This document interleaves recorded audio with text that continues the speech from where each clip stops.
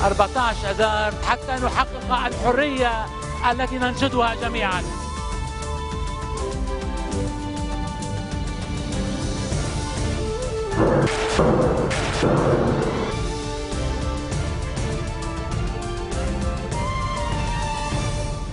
Bonjour à tous et merci de nous rejoindre sur Futur TV pour cette nouvelle édition de la rédaction. Voici les titres de ce journal. Le gouvernement libanais condamne les agressions contre 4 chefs sunnites. Le Premier ministre parle d'une tentative de provoquer un conflit confessionnel au Liban.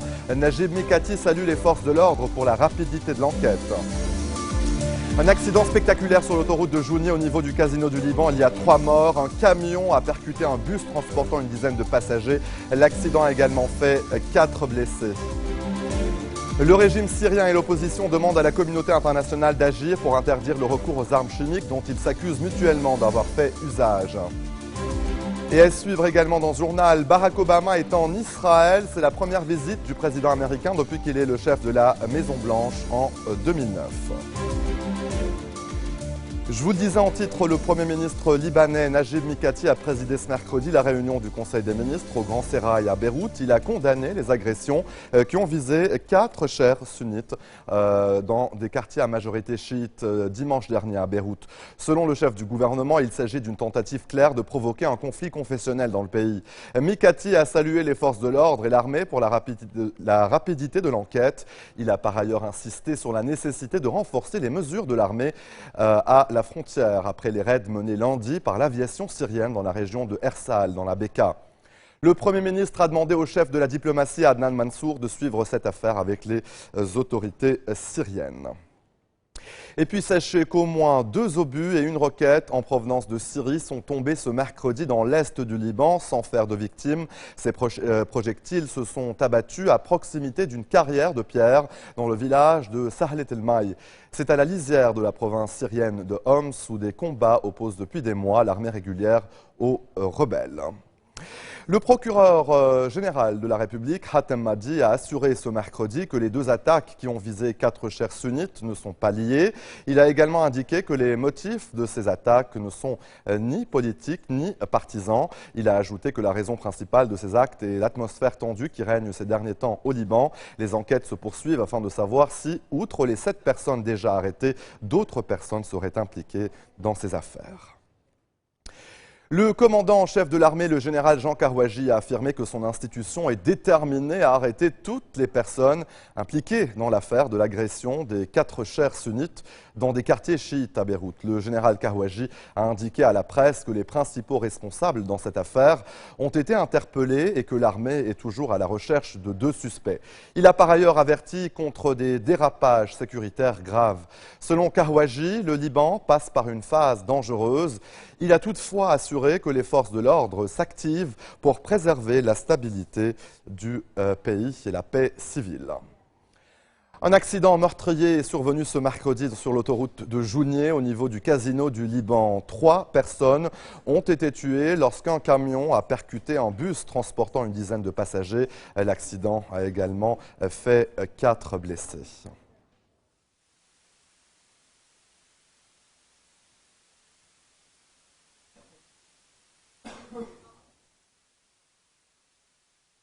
Plusieurs centaines de fonctionnaires et enseignants ont manifesté ce mercredi devant le service mécanique à Dekouané, près de Beyrouth, et ce à l'appel du comité de coordination syndicale. Les grévistes exigent le transfert de la grille des salaires au Parlement.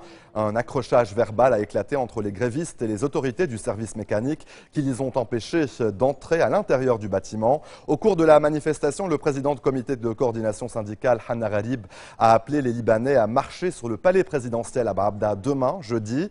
Auparavant, le président du syndicat des enseignants des écoles privées, Naameh Mahfoud, avait affirmé que toutes les écoles privées du Liban seront fermées demain en signe d'appui aux revendications salariales des syndicats.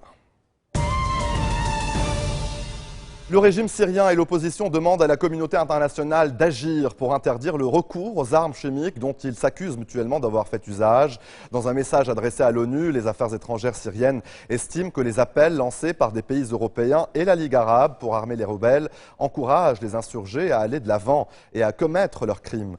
Le ministère réitère les engagements de la Syrie de ne pas faire usage d'armes chimiques si elles existent, contre son peuple et affirme qu'elle continuera de pourchasser les terroristes et ceux qui les soutiennent pour défendre la sécurité du peuple syrien. Pour sa part, l'opposition demande une enquête complète internationale et l'envoi d'une équipe sur place. Chaque jour, de nouvelles personnes fuient le conflit en Syrie. Depuis le début de la crise, près d'1 million de Syriens vivent réfugiés dans des pays voisins. Des tentes à perte de vue. Au départ, le camp de Domiz en Irak était prévu pour accueillir 1000 familles. Aujourd'hui, plus de 50 000 personnes y sont installées. Ce n'est plus un camp, c'est en train de devenir une petite ville de 50 à 60 000 habitants. À titre d'exemple, en Turquie, il y a aussi un camp qui accueille des réfugiés syriens. Mais sa taille n'excède pas plus de 15 à 20 000 personnes. Les personnes qui parviennent à fuir la Syrie à l'issue d'un voyage éprouvant n'ont aucune garantie d'être accueillies dans le camp. En réalité, il faut en général de longues semaines pour être enregistré et se voir décerner sa propre tente. Cette femme a fui avec ses 5 enfants. Il n'y a pas de place disponible pour sa famille pour le moment. Elle doit partager une tente à l'extérieur du camp. Il n'y a pas de tente pour nous dans le camp. Et nous n'avons aucune idée de la procédure à suivre. Nous avons des jeunes enfants qui n'ont pas de lait, pas de couche et pas de nourriture. Ils ont dit qu'ils allaient nous en donner, mais je ne sais pas quand. En Turquie, en Jordanie ou comme ici au Liban, le même phénomène se rencontre partout ailleurs, en dépit de la générosité des pays d'accueil. Après 2 ans de flux constant de population en fuite, les besoins de l'aide internationale se font plus que jamais sentir. Allez, restez des nôtres au retour de la pause. C'est à Chypre, aucun consensus clair sur le plan de sauvetage de l'UE et du FMI.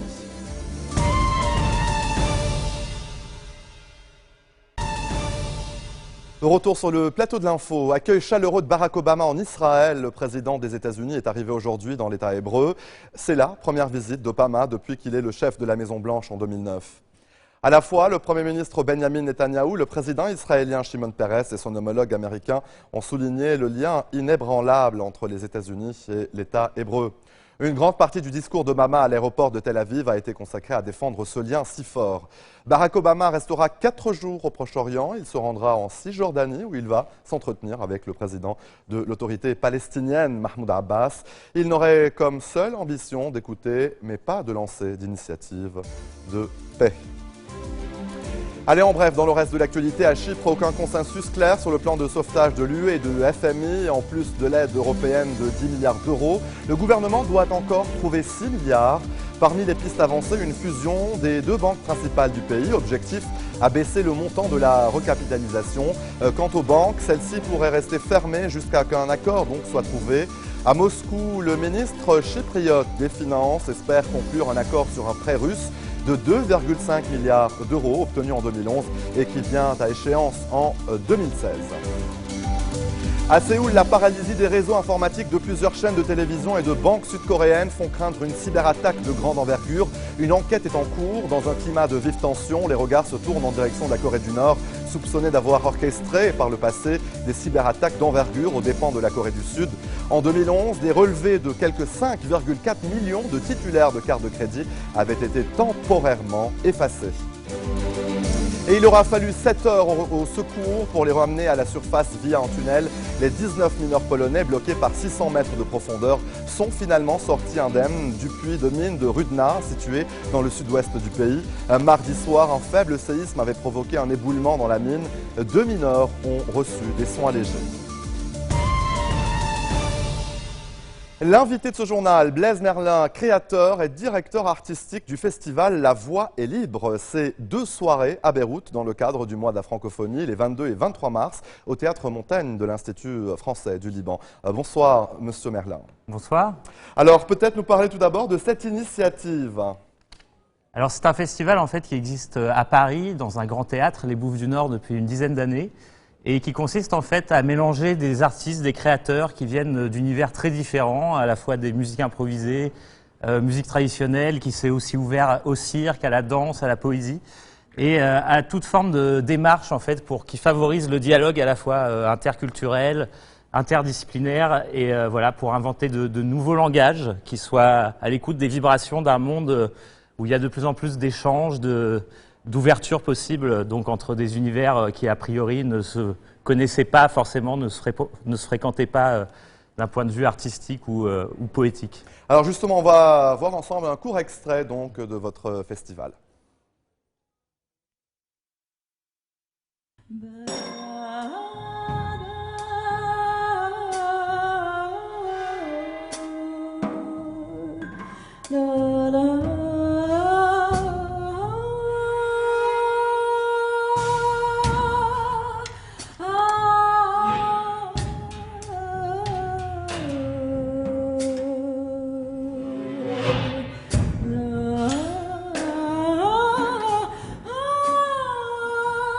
Quand on improvise, on convoque ce qu'on est au plus profond et au plus fragile, au plus fort, au plus superficiel aussi des fois. Tout vient d'un coup.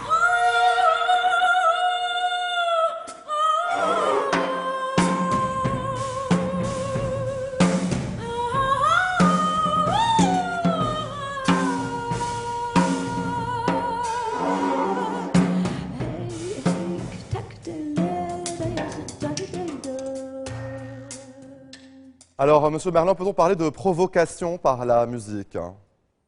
De provocation? L'idée, c'est de provoquer surtout la rencontre, en fait. C'est des musiciens, Édouard Perrault, qu'on vient de voir là avec Élise Caron, qui joueront vendredi donc, au Théâtre Montaigne. Ce sont que des artistes qui aiment provoquer, en fait, se provoquer eux-mêmes à travers la découverte de l'autre, quelle que soit la culture, les langages d'où ils viennent. Et l'art de l'improvisation, c'est justement l'art à la fois d'être sincère et de s'ouvrir à la langue de l'autre et de mélanger les imaginaires, de cultiver ses racines pour les ouvrir aux autres. Et d'ailleurs, pour nous, c'est une grande émotion de faire ce festival dans une ville aussi cosmopolite que Beyrouth. Alors justement, qu'est-ce qui vous a marqué à Beyrouth? Eh ben, c'est cet esprit à la fois d'instabilité, de fragilité. On sent qu'on est souvent sur le fil du rasoir.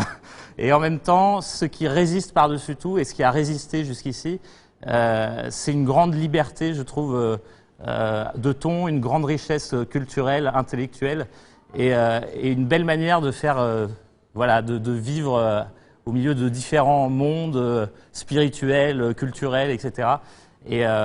Et pour nous, justement, la responsabilité des artistes, c'est de montrer les plus belles voies, d'ouvrir les chemins les plus forts, les plus heureux, pour toutes les formes, justement, de dialogue qu'il peut y avoir et qui peuvent inventer aussi des nouveaux langages en prise directe avec la vie de la cité, parce que finalement, ce qu'on parle, qu'est-ce qu'on fait dans l'improvisation? On vit, on vibre en temps réel.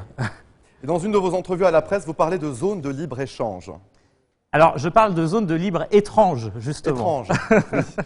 Mais, voilà, c'est en opposition un peu, voilà, ça, en opposition au rapport de type compétitif ou concurrentiel qui tisse un peu la mondialisation dont on entend le plus parler.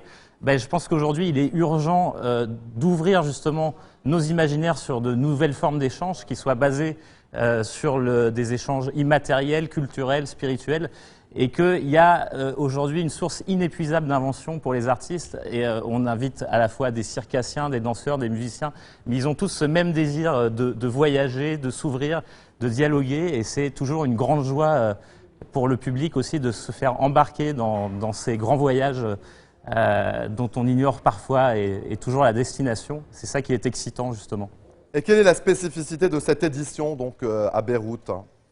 Alors la spécificité, je dirais que c'est qu'on a réuni un peu le fruit de 10 ans de festival. Comme je disais, en France, le festival est vraiment connu pour programmer un peu la fine fleur des jeunes artistes, explorateurs, inventeurs. Il y en a qui viennent du rap, du jazz, de tous les domaines, et du hip-hop, du contemporain.